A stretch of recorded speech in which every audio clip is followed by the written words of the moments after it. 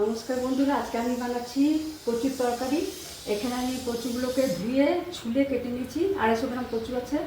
আর এখানে লাগছে একটা গোটা তেজপাতা, 2টো শুকনো লঙ্কা, 1 চামচ আদা বাটা, গরম মশলা, এখানে একটু কালো জিরে, জোয়ান, হলুদ, জিরে 1 চামচ, ধনে 1 চামচ, লাল লঙ্কার গুঁড়ো 1 চামচ, একটা টমেটো, আর একটু ধনে পাতা কুচি, আর সরষের তেল, একটু হিংও লাগছে। এবার আমি কড়াইটা তেল দিচ্ছি।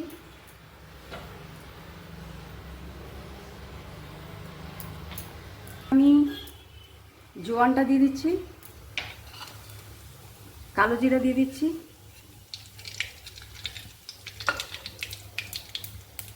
দুটো শুকনো লঙ্কা দিলাম, তেজপাতাটা দিয়ে দিলাম, হিং দিচ্ছি অল্প, কচুটা দিচ্ছি।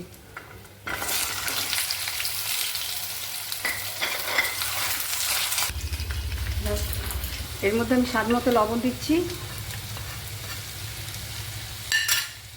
হলুদ গুঁড়োটা দিচ্ছি,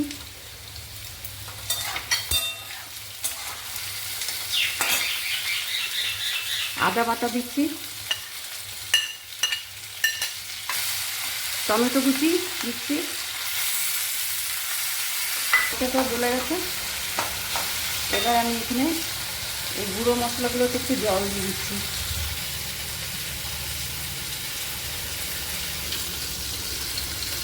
জল দিয়ে গুলে আমি মশলাটা দিয়ে দিচ্ছি।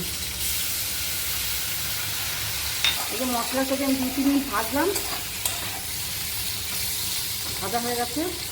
এবার আমি এতে পরিমাণ মতন জল দিয়ে দিচ্ছি।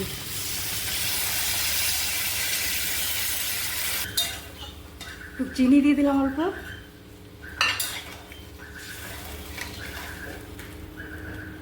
এবার একটু সেদ্ধ হোক, এটা 5 থেকে 6 মিনিট সেদ্ধ হোক।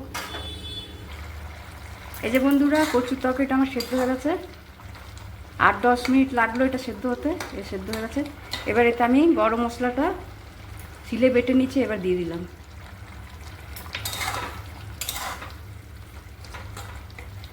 গার্নিশের জন্য একটু ধনে পাতা কুচি দিয়ে দিচ্ছি। একটু ঝোল ঝোল থাকবে। এবার এটাকে নামিয়ে দিচ্ছি, হয়ে গেছে। গ্যাস অফ করলাম,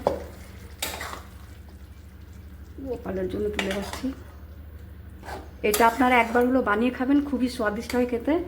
আর আমাকে লাইক, শেয়ার, কমেন্ট, সাবস্ক্রাইব করবেন। আজকের মতো এখানেই আসছি। নমস্কার।